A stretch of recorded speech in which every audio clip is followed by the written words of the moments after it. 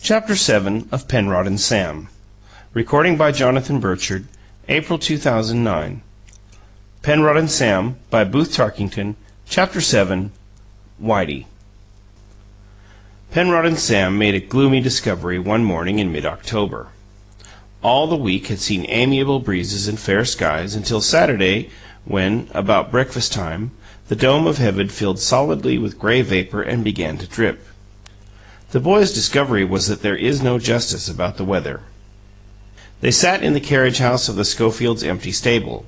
The doors upon the alley were open, and Sam and Penrod stared torpidly at the thin but implacable drizzle that was the more irritating because there was barely enough of it to interfere with a number of things they had planned to do.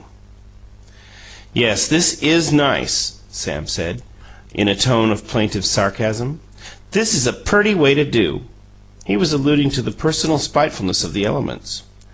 "I'd like to know what's the sense of it. Ole sun pourin' down every day in the week when nobody needs it, then cloud up and rain all Saturday. My father said it's going to be a 3 days' rain."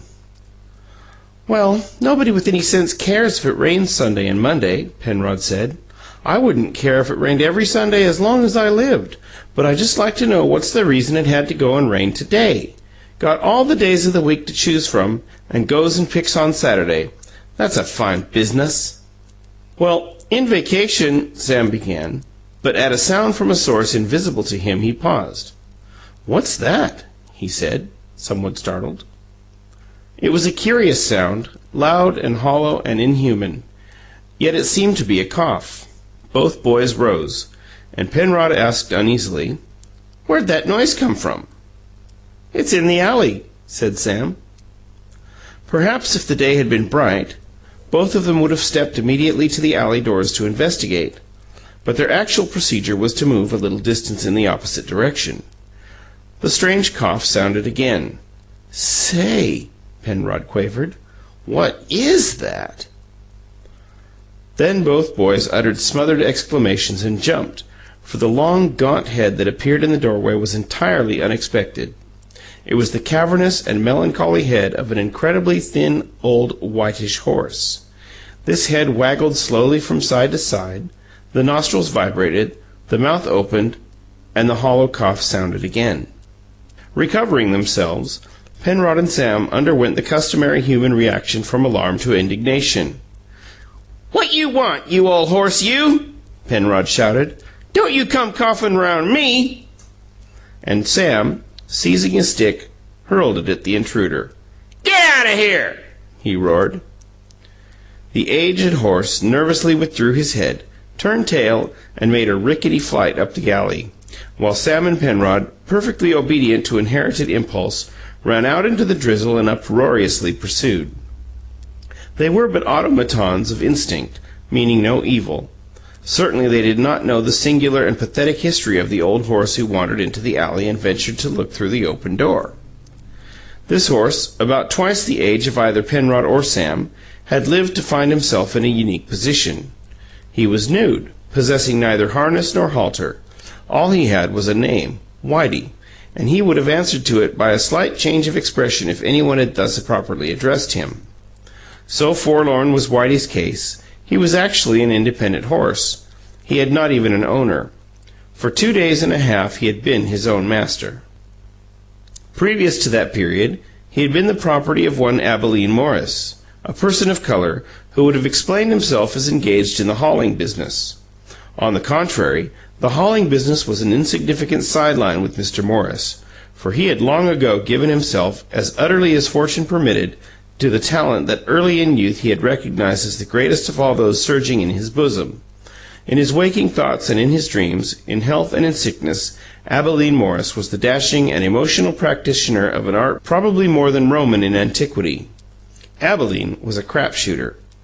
The hauling business was a disguise. A concentration of events had brought it about that, at one and the same time, Abilene, after a dazzling run of the dice, found the hauling business an actual danger to the preservation of his liberty. He won $17.60, and with the hour found himself in trouble with an officer of the Humane Society on account of an altercation with Whitey. Abilene had been offered $4 for Whitey some 10 days earlier, wherefore he at once drove to the shop of the junk dealer who had made the offer and announced his acquiescence in the sacrifice.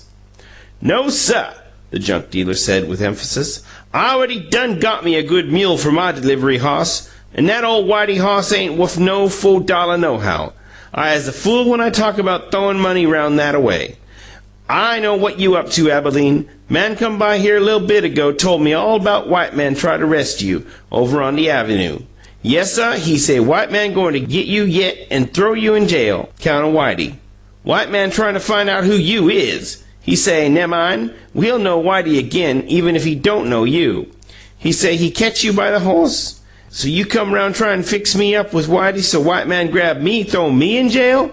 Go on way from here, you Abilene. You can't sell and you can't give Whitey to no colored man in this town. You go and drown that old hoss, 'cause you certainly going to jail if you get kitched driving him."